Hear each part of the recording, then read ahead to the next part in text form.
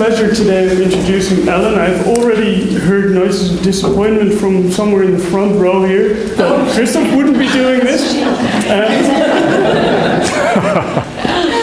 I'll disappoint you further. I cannot look into the soul of the presenter, as said last week. But I can still introduce Alan, whom I only met yesterday. But Christoph said that we were very alike in the way we think. And after meeting him yesterday, I can only say that I hope that is true, because I like the way he thinks. Though now he is an associate professor at Oregon State University, it wasn't always as straightforward as it seems when you see him now, that he actually would become a professor. It started out with being a high school student, failing everything, as he says himself, but in the evenings taking philosophy classes with the housewives of the neighborhood.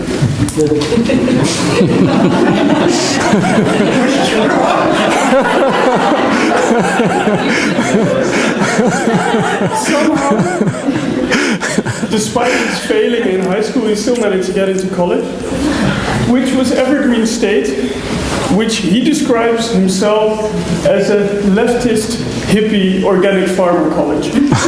And he suited very well. Long hair, Grateful Dead fan. Long hair.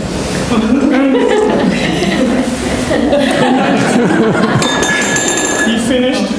He was still very much into philosophy. It seems to have been his lifelong passion, except for a short outing that we'll get to later. And went on to do MA at Washington State, after which he would continue to do his PhD, also at Washington State, environmental ethics and just philosophical ethics. At some point, however, he got disenchanted with the notion of his own PhD, with society at large. So he withdrew from society, went to South Carolina, and lived in a yurt above 7,000 feet. Well, that's got to be, that's southwest Colorado. South Colorado, sorry. Yeah. Nowhere in South Carolina gets higher than like 700 feet. That is North Carolina. So when now he talks about getting jobs, he always uses this yurt story, and according to him, it's the reason he landed many jobs. I'll leave the judgment up to you after the presentation, whether or not if it's his skill or his yurt story. But it is very interesting, because he did what many of us probably, especially in a room around the Rachel Carson Center, he did what many of us probably have wanted to do at some point in our lives, and many of us have been too scared to do. I know I'm one of them. I would like to do it, and I'll never do it. He lived in a yurt. He cooked his own water from the stream to make it safe to drink. He would come back to his yurt being torn up by bears. He once had a mountain lion jumping over his head. So he had quite an experience, but then he had a wife and a kid. Everything changed.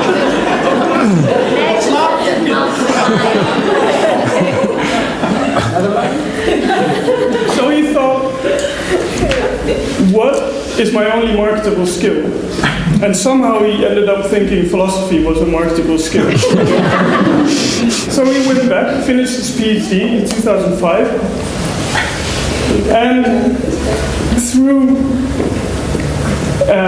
he then worked at Virginia Commonwealth for a year, but at Clemson University he got his first tenure-track position, which was where he had to specialize in environmental ethics as his main field.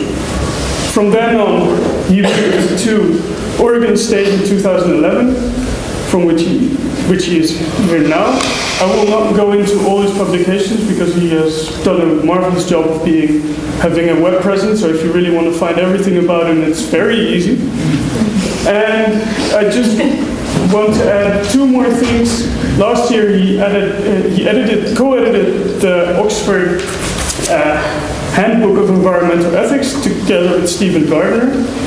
And he is the VP of the International Society for Environmental Ethics, which means that in a couple of years he will be the president, because that's the way it works. All right, thank you.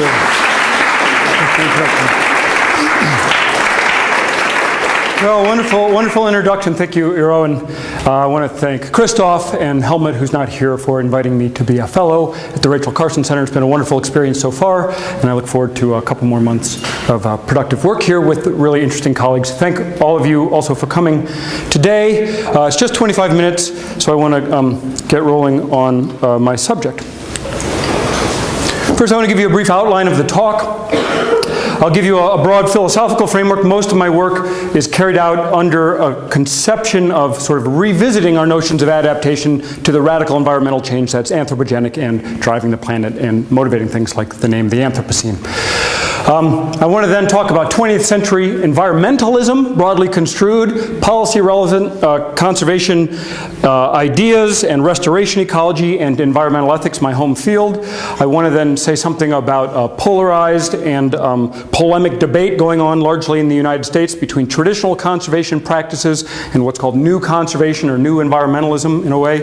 Very quickly, I'll introduce the title then, subject of the paper, Novel Ecosystems, and explain what those are, how they intersect with the debate on new conservationism, and then bring it full circle to explain a little bit how I think novel ecosystems are relevant to adapting our ethos, really, adapting our sets of values and perhaps our conception of ourself, at least our practices of nature conservation, into the 21st century.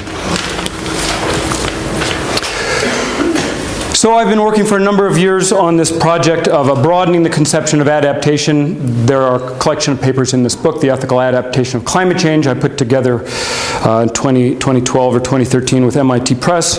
Let me just say some things quickly. Adaptation, the notion is most at home, of course, in genetic evolutionary biology. There's not a lot of genetic evolution, especially for human beings, thinking about getting ready or adapting for the Anthropocene. But there is a little. There's a guy named Matthew Lau who has put out an article suggesting that we develop various kinds of genetic modifications of human beings, maybe make them shorter, maybe develop pills that make us more altruistic or have a distaste for meat. And it's not clear that this is not a reductio ad absurdum kind of argument, that we ought to change other things that are easier, but it's clear you can bring down the human footprint if you genetically adapt human beings. But that's largely off the table. There is some role, and it's important for me to say, about the idea of genetically modifying non-human animals to become more adept, that is, fitting in the environments in which they have traditionally habituated or lived. As the isotherms shift, as the mean surface temperature rises due to global warming towards the poles and up mountains, it's coming out from under all sorts of important and endangered animals like the pika in Colorado Rocky Mountains. They can only move so far up the mountain. There's talk about genetic modification of animals to make them more suited. I'll come back to that. The important thing about this notion of adaptation is it's really a change in the species-specific form of life and is in that way core and not a peripheral kind of modification or not sort of phenotypic plasticity. Adaptation is also used in the framework of the UNFCCC, the International Arena for Global Climate Change, and there the notion is understood largely as reducing vulnerability or increasing the resilience of human social communities to harmful climate impacts.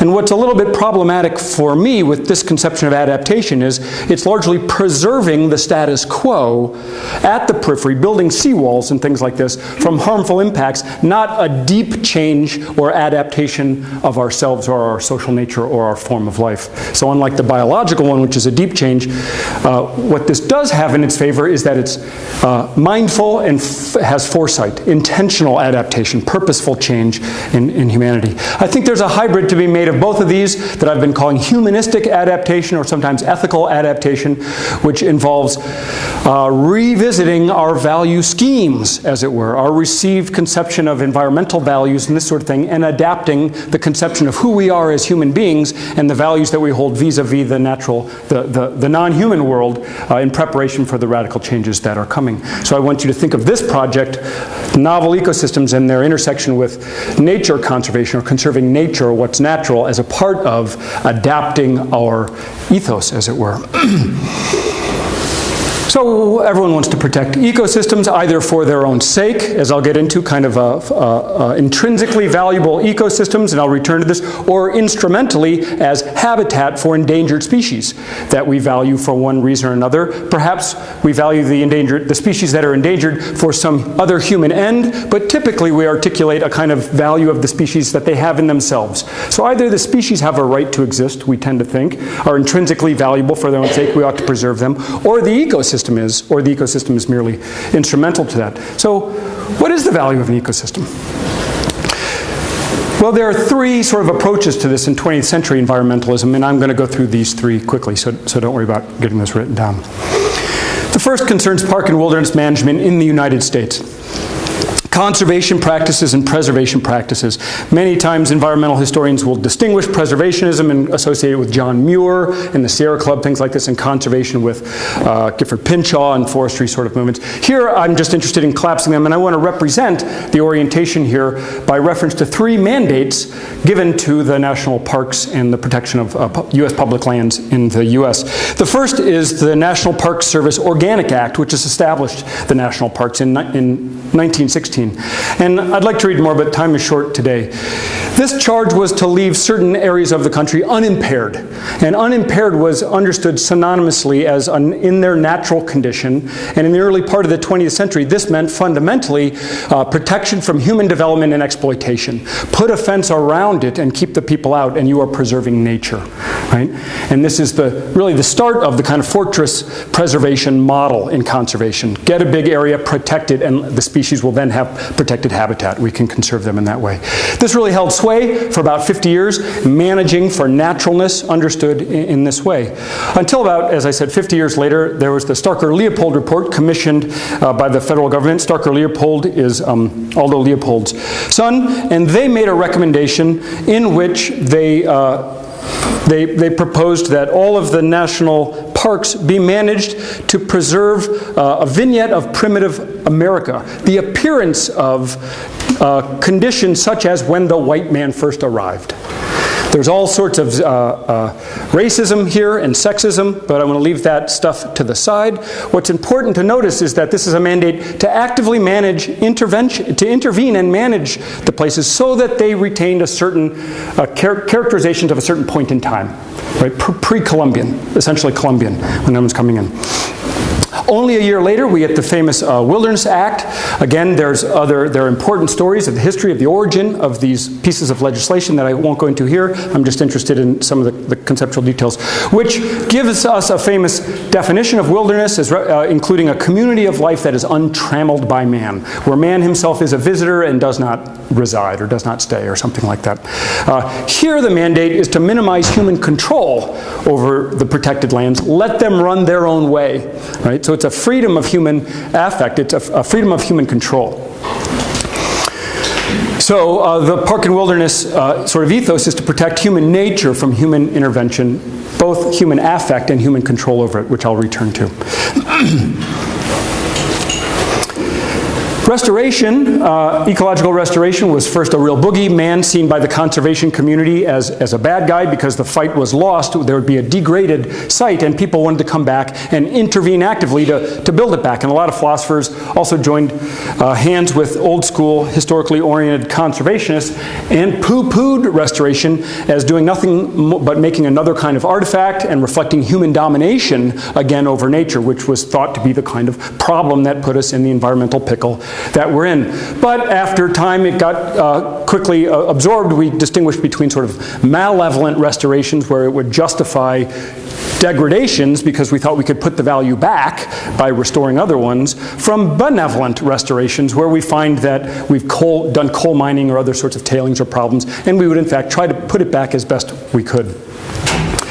So some of the central ideas in ecological restoration, which is an enormous enterprise, at least in the US, there's a huge society of ecological restoration and its professional and practitioners and scientists, was to return the site to the best approximation of its pre-disturbance structure, its composition and structure, to return it to the best approximation of its biological function, and in these ways to reset it so that it would continue on its pre-disturbance trajectory, recognizing that ecosystems are not static, non-changing entities. They would soften it. They were not just trying to put it back in a fixed state, but reset it in a way so that it would continue on its natural trajectory, as it were, uninterfered by human beings. Historic fidelity is the #1 value articulated in Ecological Restoration. Eric Higgs has done a lot of work doing analysis of this. Fundamentally, it's about assisting the recovery from a perspective that values the pre-disturbance condition, providing goals for the restorative interventions. Put it back the way it was. Conservation wants to hold it the way we've received it through the Holocene. Restoration wants to put it back the way it was that we have received it through the Holocene, and largely in the US, that's a pre-Columbian conception. 20th century environmental ethics, my home field. The dominant view there that most people know on the outside is called ecocentric holism, that says collectives matter, not just individual animals, but things like species and ecosystems are morally considerable entities in and of themselves, and in fact they have a value beyond their instrumental usefulness for human beings. And this is defended on the grounds of being at least described as an intrinsic value. Human beings are thought to bear an intrinsic value under a Kantian moral philosophy. We are ends in ourselves and have a worth and a value independent of our usefulness to others, cannot be used merely as a means or a tool to promote the ends of others. And the idea was wilderness is also like this, wilderness areas. I don't mean to invoke the problematic word wilderness just yet. Let me say something quickly about the last man thought experiment that largely motivated the field here. The idea is if you are the last person, again there's sexism, I'll set to the side, the last person on Earth, and you say you love fire, you're kind of a pyromaniac, and you've hooked up all of the remaining nuclear bombs to all the biological hotspots in the Grand Canyon and Mount Everest and everything like this, and there are no more human beings, remember. So anthropocentrism is the idea, it's a theory of value, that all and only human beings are intrinsically valuable in and of themselves. And the implication is anything in the non-human world is of a mere instrumental value to promote humans. So now if you are the last human being and you love explosions and firework, it'll give you a lot of pleasure, and there's no other human beings to be made better in this way by having this kind of subjective experience. You've got them all hooked up to a bomb here, and I want you to think, right here, philosophers do experiments, thought experiments. Is there anything wrong with the last persons pushing this button? There will be no more humans in the future. There will be no more human-like creatures coming from outer space to make use of the many wonderful resources, as it were, things on our planet as a resource for use.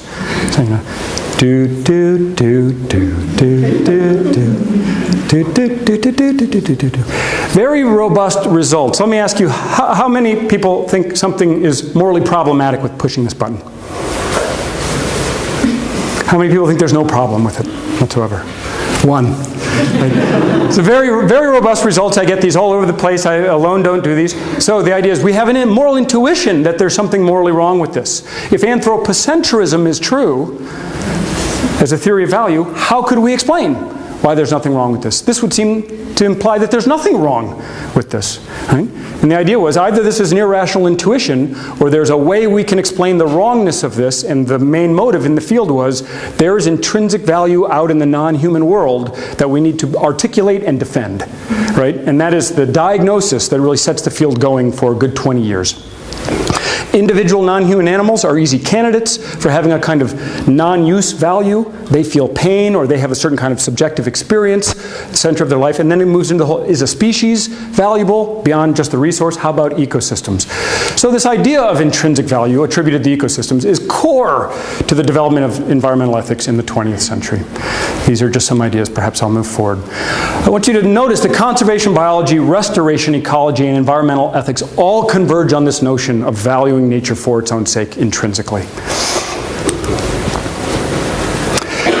And most contemporaneously, there's a debate largely in the States between traditional conservationists and what they call new conservationists. Here I'll use as an example of traditional conservation Michael Soule, who was the founder of the Society for Conservation Biology, and on the other hand, and in this corner, we have Peter Kariva, ex-chief scientist for the Nature Conservancy, who really got embroiled in a lot of controversy for buddying up with all sorts of large companies to do all sorts of conservation work, or what he thought was conservation work. So you can see the polarization here, right? Do we promote nature for its own sake or also for human benefit? Are we anthropocentrists or are we bio and ecocentrists? Is nature wild or to be domesticated? These sorts of things. Fragile or resilient? And they're lining up to do big battle in the US, and this is ongoing. You can read about it in the relevant kinds of literature. I want everyone to notice, though, that there is a common goal. Right? All these conservationists of any stripe want functioning ecosystems which support a diverse array of species. So let's go back to those two mandates from on the Park Service, the Wilderness Act and the Starker-Leopold Report. One promotes historic ecosystems, active management and human control for historic conditions. That's one understanding of the natural world. The other values the autonomy of nature, the wildness, the freedom from control of nature. That's the element of nature that is valued. We can plot these along different axes, and you see have representative kinds of sites or landscapes or ecosystems. Here is really the ideal, the Arctic refuge. Will be both, wild and free. Let it recover and just back off from the sort of Organic Service Act idea. Get humans out of there and it will recover to both historic conditions on its own accord. And you see here the Everglades, and the Curtis Prairie is a very famous restoration project, classic restoration project at the University Arboretum in Ann Arbor, Michigan, started by Aldo Leopold. And you have things like, these we'll talk more about, vacant lots in urban areas and various kinds of regrowth and sort of various areas in between here. Everyone sort of burn that into your mind. We'll return to this sort of image. It can either be, whoops, oh no. This is the second slide here. So this makes sense of 4 future trajectories for land management, right? We can either hope for sort of classic recovery. It brings itself back to historic conditions on its own. We can do classic restoration, where we intervene, plan, and control to put it back to historic conditions. We can do what Applet and Cole, where I got this from, called drift. Let the ecosystems change towards novelty on their own accord, or we can control that more and sort of transform landscapes into something involving more human design. Those are 4 logically possible trajectories once we start analyzing the concepts in this way. But what happens if we face pervasive and directional anthropogenic drivers, radical drivers of environmental change? Sorry, this is not it's a different clicker. Here comes climate change and all sorts of other anthropogenic drivers, right? Non-native species, I'll say invasions with scare quotes, are an issue in land management that we cannot control. We throw tons of money at it and struggle and really are unable to stop this globally relocating species all over the place. Land use and fragmentation and pollution like nitrogen deposition. Now human beings are a greater, are responsible for more nitrogen transference in the system than all natural systems combined, right? It makes recovery impossible, given all these background drivers. It's not just on-site use of degrading ecosystems, it's background drivers of environmental change, pushing the species and changing the temperature. So that really just leaves 3 ways to move forward. Classic restoration, or this stuff towards novelty. And we can think here, if we really value nature, but nature, we're not sure whether it's the independence, non-intervention, the autonomy of nature, the wildness that we value, or whether it's the received condition of the world and the ecosystems that we value. Now we see we can't have both. Right? And this puts classic conservation in an utter dilemma. If you want historic conditions, then you will have to control it more and more and more. Intervene regularly to hold in situ the structure, the composition, the function of the ecosystem in place, and it becomes a kind of museum piece, not the nature that we have valued. Right? Because it's not free, it's not wild, it's sort of freeze-framed. However, if you value freedom of nature, non-intervention, as we heard Marco's talk the other day, non-intervention in some way or another, you really have to accept ecosystem change, fundamental structural change in the ecosystems that are emerging across the planet. So now I want to talk a little bit more about novel ecosystems. I was privileged to do some work with restoration ecologists and land managers in putting together this book, which is a large collection of chapters on novel ecosystems. It's an emerging area in ecological science and restoration ecology, really on the cutting edge, and it was my benefit to get involved with these guys. I want to help you think about novel ecosystems by introducing some models that came in the literature starting in about 2006. Richard Hobbs et al. Conceived of novel ecosystems along this single axis of environmental change, moving from wild or historic, sort of pristine states. I have to say, everyone in here, of course, all the environmental historians, we're not operating in a vacuum and know that there are no real pristine states and that all surfaces of the planet, and largely in one way or another, Bill Cronin has taught us a lot about that, right? Nonetheless, people think about degrees of kind of naturalness or human impact, and so this is pristine, being far more on that end. Over here, we've got intensively used agricultural sites controlled, and the idea was novelty can come about either by the degradation and the invasion of more historic, sort of pristine sites, knock it up in some way or another, and then stuff starts coming back in a kind of successional ecological fashion, but there's new species that come in, not just the regular succession. New species start folding in. Or, as is happening a lot in further Eastern Europe, agricultural fields are being abandoned, agricultural and heavily used sites, and those are developing novel assemblages of plants and animals that have not been seen before in the historic record. And this poses a real problem for restoration ecology. What do? We have an ecosystem that's emerging that has a basin of resilience. It's functional. It's providing some services for humans or for the animals within it. Do we just knock that thing flat again because it doesn't reflect the structure and function of the ecosystem that was in situ in the past here before the human degradation, or do we leave it? Right? Once we lose that historic goal, land managers are struggling for direction. So let me give you a definition here. A novel ecosystem is a system of biotic, abiotic, and social components and their interactions that, by virtue of some human influence, differ from those that prevailed historically, having a tendency to self-organize and to manifest novel qualities without ongoing intensive human management. Novel ecosystems are distinguished from hybrid systems by practical limitations. That's a combination of ecological, environmental, and social thresholds which prevent the recovery of their historic qualities. I'll return to that, and this is color-coded for what's coming a bit. A novel ecosystem is not a system that would have occupied the space in the past. It's not the part of the historical range of variation. It's not managed intensively for specific production or built over, and it's not managed with the purpose of reproducing the historic ecosystem. That is, it's not an instance of classical restoration, or not the end result of classical restoration.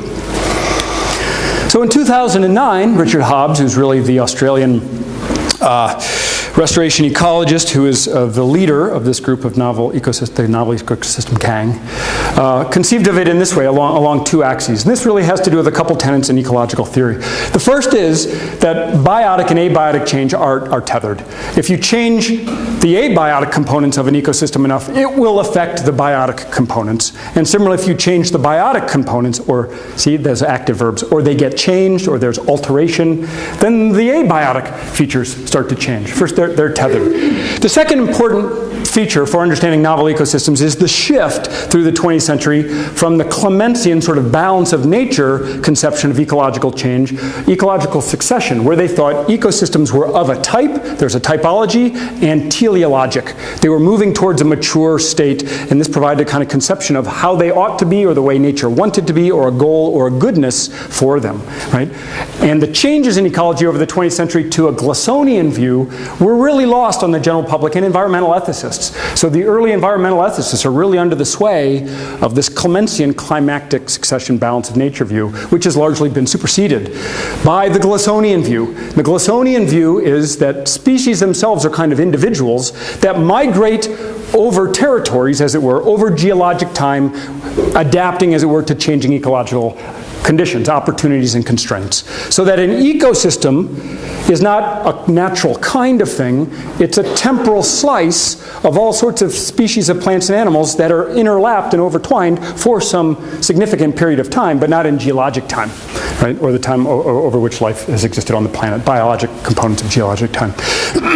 So the idea was, when you get this kind of change, this is so counterintuitive to me, this clicker. The bottom is forward, and not, you guys know. Historical sites are down here, right? If they get some change, they move into what they're calling hybrid, and the idea is that these are still susceptible to interventions that could push it back successfully to historic state. But it's postulated that there are ecological and or social thresholds here, which when you get enough change, you get actual novelty, and you cannot put it back. You cannot put it back. And of course, all that is kind of speculative in a variety of ways, and a lot of empirical work needs to be done on the notions of thresholds here. A lot of it comes from the work of Buzz Holling, resilience theory, hierarchy theory in ecology, pioneering work in 73s about resilience in basins of attraction. And these systems are getting knocked out of their basin of attraction into some new state. And instead of just calling them degraded, we're now starting to recognize that they have important functional properties, and that this is nature adapting to the human impact and the human change that's unfolding. To always try to put it back in the basin that it was seems less and less sensible. Right? So I want you to see here, finally, this is Amol combining both of those images. Here on the y-axis going up and down, we have human design. It's an inverse now. Going up, you get more design, whereas before it was more freedom. Right? And here we have coming over to the right, more novelty versus the historic pristine. That's just flipped. And this is to represent a three-dimensional space, because here, so it's three axes. Down on the bottom, you have the biotic alteration and the abiotic alteration. And so in principle, any ecosystem can be mapped somewhere onto this, into this space, right? Having historic novelty, and there are different paths of getting from one to the other. All of it involves human intervention or effect or control, except for the extreme stuff in the historic condition. But we know that the drivers of change are wiping that out, and the future cannot be just to hold it in that way. And novel ecosystems, in some way, with a small n, are not new. I've explained how they follow directly from a Glissonian conception of ecosystem change. They have been with us, if that theory is correct, through the history of all life over geologic time.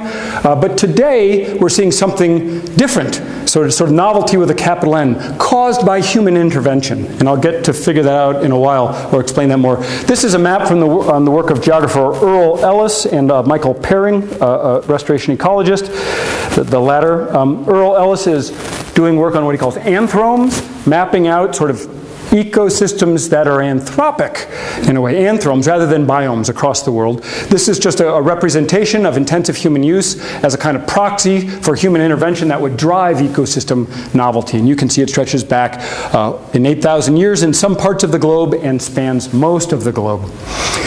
Using that, and only that, as a proxy for novelty, there are a couple different models. There's also a different conception of novelty here, including degrees of novelty. It's an emerging area. It seems to be the settling is on hybrid novel, kind of binary, but degrees of novelty was in play for a while. That they estimate there's two different models. It's 28% on one of these models and 36% on the other model of the non-frozen terrestrial landscape of the Earth today is in a novel condition. Right? It's already here. We're already in the Anthropocene, as they sort of say. We don't wait for it to have happened. If it's here now. And if novelty is happening, it's not happening tomorrow, it's here now. Right? And we can only expect this number to grow for it to be sort of the norm into the Anthropocene. So often the Anthropocene is thought of at global level sort of descriptors. 350 parts per million carbon dioxide concentration in the atmosphere, cumulative carbon dioxide, or global mean surface temperature, 2 degrees, 4 degrees, we're at about 1 today above the pre-industrial norm. What else? There's another sort of global the thing about planetary boundary analysis, things like the Great Acceleration, curves everywhere since 1950. Everything is a global sort of representation of the Anthropocene, kind of hyper object, very abstract in a way. But novel ecosystems are site-situated places where people can go and have memories of and tell stories of, and human lives unfold in ecosystems that we visit. So there's a way in which if novel ecosystems will be the new nature of the future, these are really characteristic of the Anthropocene in a way that's much more approachable to environmentalists and people who like the outdoors, as it were. This is a diagram I borrow from my friend Steve Jackson. Let me get the right button. Here we have indexing the present at any given time. Looking into the past on long enough time scales, we would predict novelty to increase relative to that time, right? Novelty goes up, and then of course in the real world it will be bumpier sort of ride. Similarly, into the future, we would expect ecosystems to pull apart and recombine as environmental conditions and change. That's predicted by the Glissonian theory. Right? But what we're seeing today is a radical increase in the rate of the emergence of novel ecosystems. You might think of this a little bit like the radical increase of the rate of species extinctions against background norms. We would expect a background norm of novelty, but it's happening like this now. Or temperature change, right? The temperature changes on the planet all the time, but not like this. So the idea is, what do we do about this novelty, and how does it fit into restoration and conservation and adapting our environmental ethic? So that's how I've got just a couple slides and a couple things I want to say by way of closing on this. We have good reasons to believe that we're causally responsible, collectively, we, the royal we, collectively humanity, the anthro, collectively responsible for novel ecosystems. There are on and off-site drivers of these things. It's not merely the guys who are mining the coal in situ or the people who've abandoned the fields where the new species come in, this sort of thing. It's all sorts of trade policies that burn a certain amount of bunker fuel in the big convoys that go around shipping goods to consumer worlds, right? All sorts of policies have environmental impacts that drive these background drivers. Agricultural policies, when it turns over after every 5 years rather than 15 or 20 years or 50 years, as Wes Jackson and others wanted. There's intentional activity, then there's the unintentional or sort of inadvertent side effects of the things that we're doing. Human activity is deeply entangled in changing novel ecosystems, not just cutting trees down on the ground. That's the basic idea. We're causally responsible. Being causally responsible is often thought of as a necessary condition for the attribution of moral responsibility, and here we move into ethics a little bit more. The puzzle becomes, do we value ecosystems? Are we doing a kind of axiology and talk about them as bearing a goodness or a badness, or historic ecosystems as being good or bad? That's how we thought about it. Value and intrinsic value in ecosystems, maximize that or preserve it or keep some of it, right? This becomes problematic, as we saw. Is it the wildness? Is it the naturalness? We're not sure. And I'm not saying that intrinsic value will not be, still have some role in our ethical thinking, but we can see here more a move towards the notion of responsibility, which is a different moral kind of concept. I just want to point out that there is a good deal of work traditionally in the field of moral philosophy regarding the puzzles here. One is called the doctrine of double effect.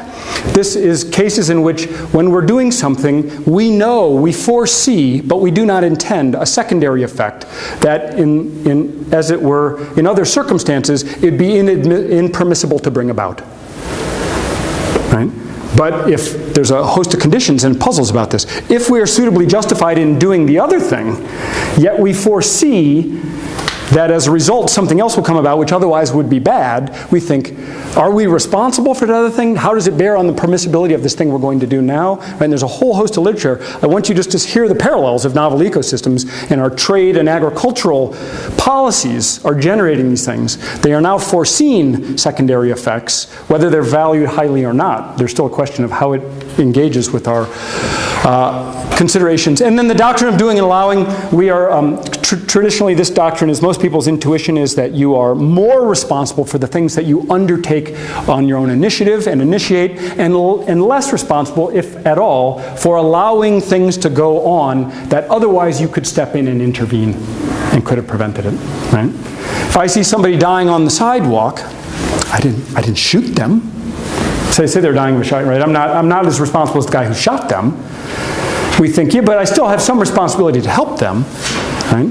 And so most people's intuitions, but if you're a consequentialist, if your real interest is the resulting state of affairs, then you see you're committed to both what you do positively and what you do negatively when you step back and just allow things. So there's a long debate here about responsibility also in moral philosophy that can be brought to bear on this. It looks like we need to move beyond the monistic theories of value in nature. And this starts to bridge into the sustainability discourse. Environmental economists, and actually also I think ecological economists, really prioritize capital and the kind of instrumental value, the economic value of nature. And if we deliver to the future, if we operate with a kind of non-zero savings rate and we deliver total capital to the future, where human capital and natural capital are substitutable, economically valued the same, thank you, then we live sustainably. Right? They're at war with the environmentalists among us, the intuition, environmental ethics, which says, no, no, no, nature is intrinsically valuable, and this trumps all instrumental use and environmental value. Just like your rights as a human being trump the usefulness that you may have to others. Right? We need to move away from dichotomous categories, not only of intrinsic and instrumental, but also others like natural, unnatural, conservation, productive lands, intact or degraded lands. And we need a framework beyond the protected fortress model of conservation. We need a framework for managing conservation over heterogeneous landscapes that involve historic sites, but also the hybrid and the novel sites. We have a new typology here. These are not natural kinds that develop, but a kind of superficial taxonomy of different kinds. And we have a variety of different goals beyond historic fidelity. Let me try to bring this to a close now. So if intrinsic value can no longer do the moral orientation work that we need it to do or that we depended on in the 20th century, what options are out there? And I'll just say briefly that there are well-developed views in the field of environmental ethics that I put forward as capable of the sort of work and what we might look to in the future. The first is called environmental pragmatism. It arises out of the work of the American pragmatists. It is not committed to conceptions of value that are not empirically verifiable. It brings with it a whole form of epistemology and knowing and social learning, importantly from the work of John Dewey, to respond and build notions of being responsible stewards for the land out of local communities and discourse and social learning. I also believe, this is my sort of preferred view, there is a traditional view called environmental ethics, which also places the importance not on value out in the world or on rights or duties or obligations, but on being an excellent human being, being courageous, being just, being generous, these thicker sort of terms of character description, and that all we can do is be the best kind of people we can be. And an environmental virtue ethic has a lot of room to play here as we think about what it would be to be an excellent steward of the planet and start to imagine human beings as de facto the managers or the stewards of the planet and start to envision what that role would be and see that we are all instances of it. Are there traits of character within us that can help us live up to the moment? I'm bringing it to a close now. I think the most important work moving forward here that's policy relevant is this work by Brian Norton, his 2005 book Sustainability, and the most recent one, Sustainable Values and Sustainable Change. This whole discourse will connect there with sustainability discourse, which is global and worldwide, and I've had the privilege of writing something with him in which I argue that taking on the role of the adaptive ecosystem manager and all of our engaging in that is really best understood from an ethical perspective as a kind of area for human excellence to flower.